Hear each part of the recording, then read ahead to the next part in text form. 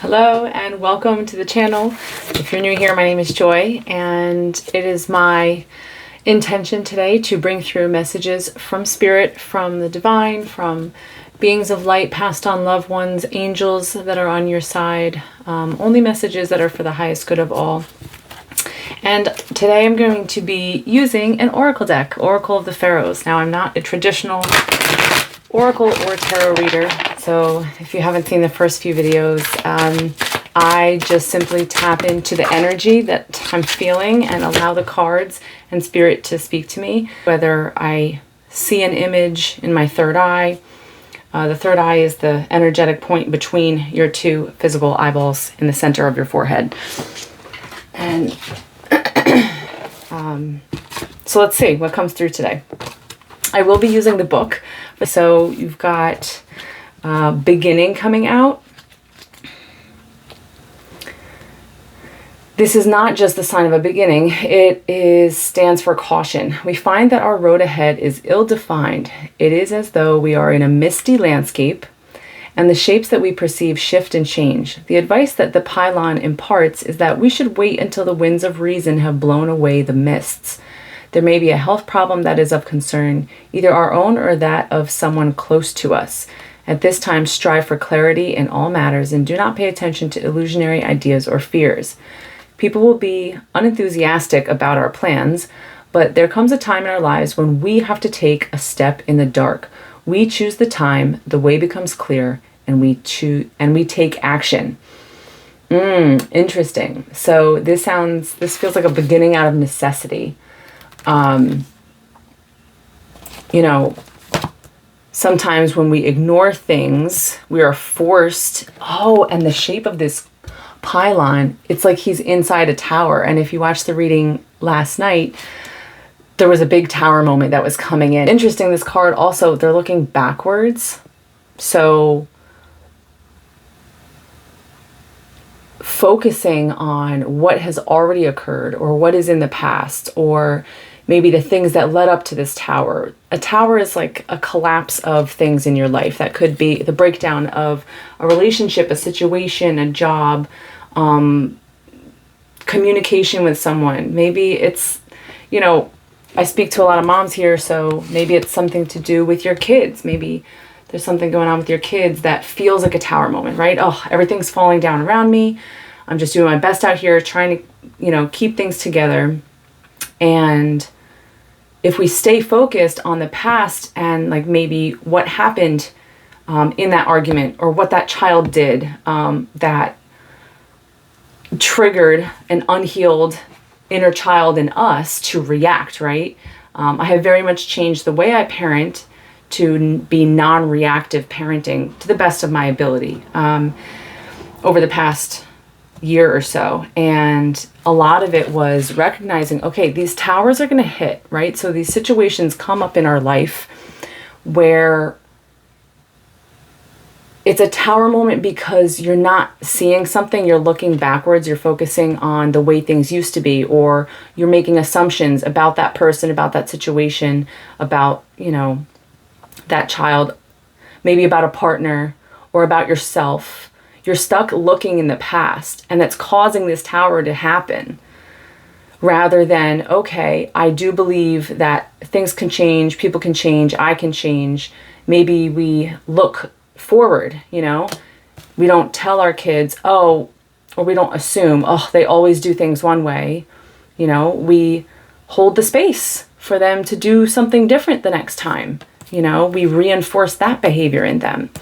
And this Anubis that's coming up, now Anubis is the judge of the afterlife. He weighs your heart against a feather, and he determines if, your soul is ready to move forward. He will guide you into the afterlife, right? So Anubis, this is the god who takes the deceased by the hand along the corridor of Restau in the Hall of Maat. He is a son of Nephthys, and shares his mother's depth of emotion. He is also the god of the night and of those who would see into the future. In ancient Egypt, it was to the priests of Anubis that one went to obtain a glance into the future. This is a sensitive person who has little hesitation about showing feelings. Such people are easily hurt, and although sensitive, they are extremely strong, like the willow tree. They will bend during a storm, but will not break, whereas the sturdy oak is usually torn out by the roots because it will not bow its head. There is a profound air of self-preservation about them. They dislike contention and can disappear as soon as trouble appears. Wow. So, moving forward, right, glancing into the future, right, Anubis is moving us forward into that next phase of life. But that can only happen if you are flexible like the willow. If you, like a strong oak tree, yeah, that's great. But if you are so firmly planted in the way things have always been, looking backwards rather than, okay, I see, this maybe this way of handling conflict in my family isn't working, or at my job isn't working. Maybe you're a supervisor. Wow, this is interesting. Who am I tuning into here? Maybe you're a supervisor and, you have employees that aren't meeting standards that you want them to meet, or you have tried to motivate them or give them extra chances and the lessons just not being learned. And does that have something to do with the fact that you are not flexible enough to adapt to the mode of leadership that your subordinates require from you, right? So rather than pointing the finger at our children, right, or our spouse or our subordinates at work, if you're a supervisor, rather than pointing the finger and being stuck in the past and saying, you should be doing it a different way, and it's because you're not doing something a different way, right? When it comes to our partner, it's because you did this that I feel this way. When it comes, excuse the interruption, I ran out of space on my phone. So I just deleted last night's video that I uploaded. So we want to make sure that we're not making these assumptions, right? This is how manifestation works. You assume the outcome that you desire. And if you are looking at a situation or a person or something in your life and you are not opening the door of possibility for that person to act differently, or for your peace to be dependent on what they do or don't do differently. But if you're assuming that they're going to be one way like they always have been, and you're looking in the past, is going to cause one tower moment after another in your life until you get the picture. You need to turn around and look the other way, right? Look into the future. Anubis is showing you how to do this. Look into the future. Be like the willow, right? Although an oak is strong, that's great, but it's not flexible. And when a storm comes, when a tower comes, that oak is going to get ripped out of the ground, like the book said. You have to be flexible, like the willow tree. Okay, Spirit. Oh man, I had the mic on the table the whole time. I hope you guys can hear me. My apologies. I'm fairly new to this, to recording on YouTube. This is like my 4th video. So working out the kinks here, and just happened to forget my mic. It's okay. Hopefully you were able to hear the first part of the reading. Okay, Spirit, clarification on best practice moving forward. How do we approach these people in these situations that we assumed were causing these tower moments in our life? Ptah. I don't know if that's, how do you pronounce that? Ta? P-T-A-H? Egyptian goddess, or god. It looks like a male. Let's see. I am going to jump into traditional tarot in just a minute for like a final message. When Spirit tells me that I've pulled enough from this deck. So Ptah was known as the architect of the world. He fashioned man and woman on his potter's wheel of creation.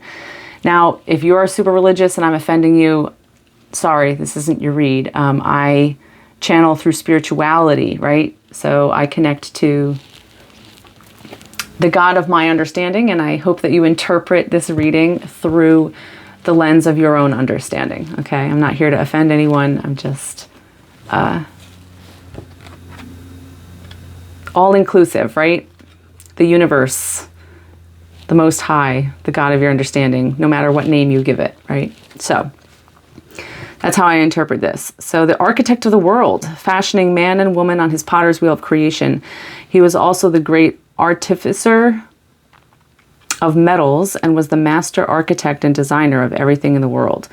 There was a strong sense of drive and duality, a swing from power, ambition, and energy to quiet introspection. Interesting, because in the reading yesterday, I was talking about the pendulum swing.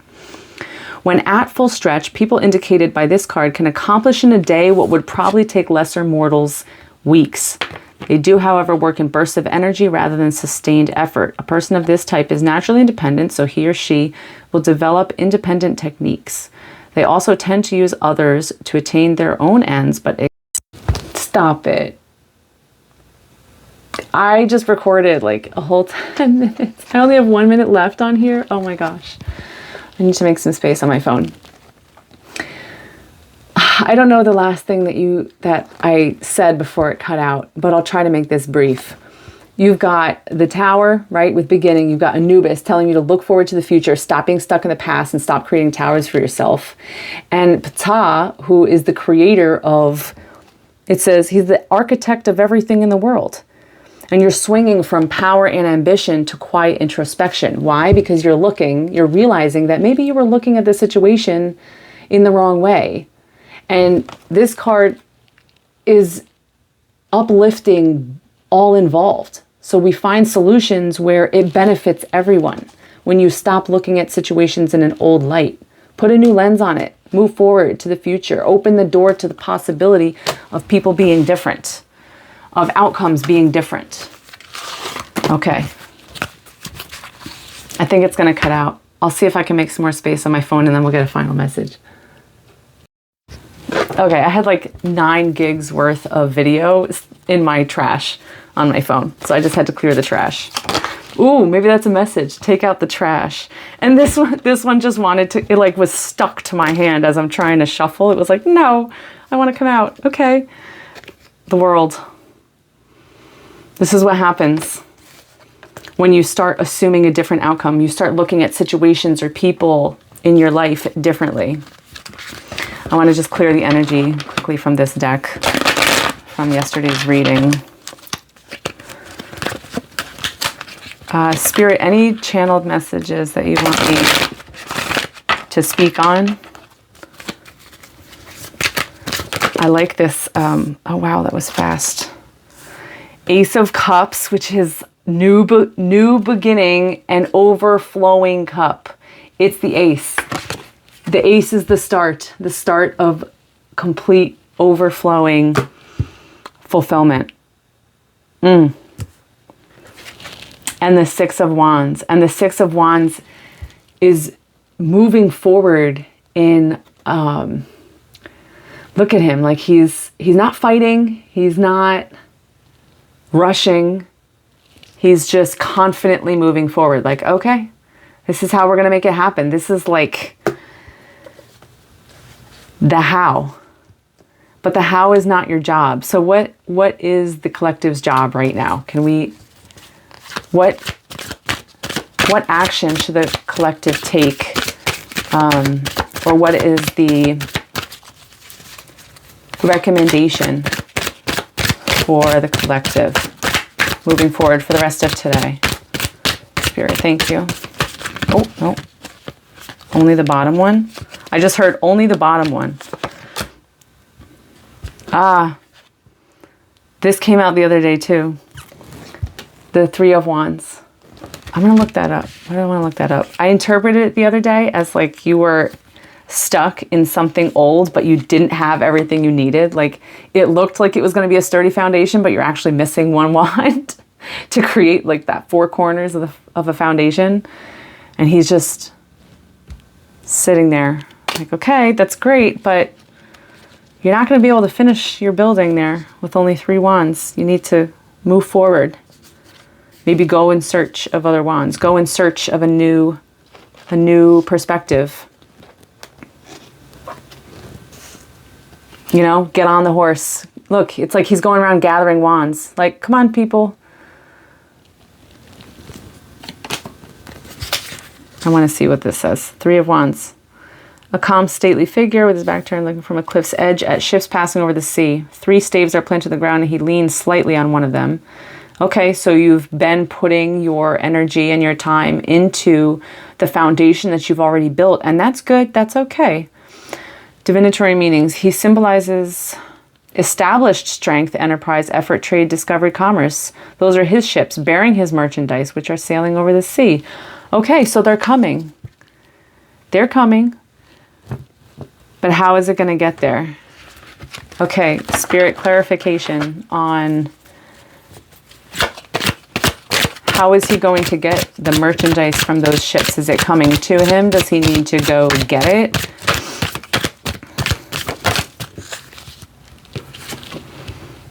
The 9 of Swords. The 9 of Swords is like, yeah, disappointment. What's a disappointment, Spirit? Oh, you've had disappointment. You've been in disappointment. You felt like you've been stabbed in the back. But it's just an illusion. It's just an illusion because you're looking the wrong way.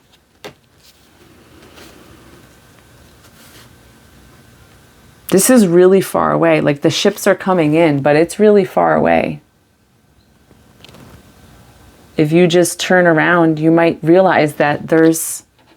So they said in the book, it said these are his ships. So maybe he's been sitting there looking the wrong way.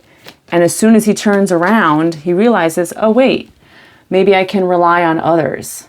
Maybe I don't just have to lean on my own. I can rely on others to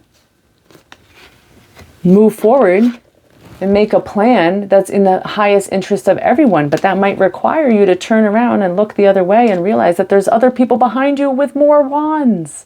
You're sitting there like, oh, only my wands on my ships can help me build the rest of this empire. No, turn around. There's wands all over and they're there to help you. They're going to rally behind you. But maybe you just need to be open to receive, because if you're planted in your own stubborn view, you won't be able to see that new opportunity that's literally waiting there for you. The world, that new opportunity that's coming in. That's right there. It's right behind you. And here you are thinking that you've been like stabbed in the back, but everyone is... It just takes a shift of perspective. A Return to Love. If you've never read that book, read that book by Marianne Williamson. When I was going through a hard time in my marriage before we decided to separate, we tried. Like I read that book and it did get us through some really difficult moments. And then, you know, in the end, we just decided, okay, there's more to this. But which... Maybe I'll share. I'm sure I'll share my story as time goes on. But A Return to Love by Marianne Williamson, you know, maybe stop playing the victim. Maybe you're not getting stabbed in the back. Maybe it's just your perspective that makes you feel like you're all alone. And you're not. Okay, final message, Spirit, for this beautiful collective. We've got the Ace of Pentacles. Oh, it's coming in. Hermit. You've been in hermit mode. Oh, and oh my gosh. So the 8 of Swords. Now this came out in reverse. I'm curious. I've heard, I'm not a traditional tarot reader, but I have heard other people talk about the imagery on this card. And that's just popping into my mind is that look, she's bound and there's swords all around her and there's a blindfold on. But it's very loose. Like, there's nothing actually holding you back. It's an illusion. She could just shrug it off, remove the blindfold, see clearly, and step her way around the swords. So it's an illusion. You're not actually getting stabbed in the back. You are free to walk away. You don't have to be that hermit. Let me see what the Eight of Swords reversed means?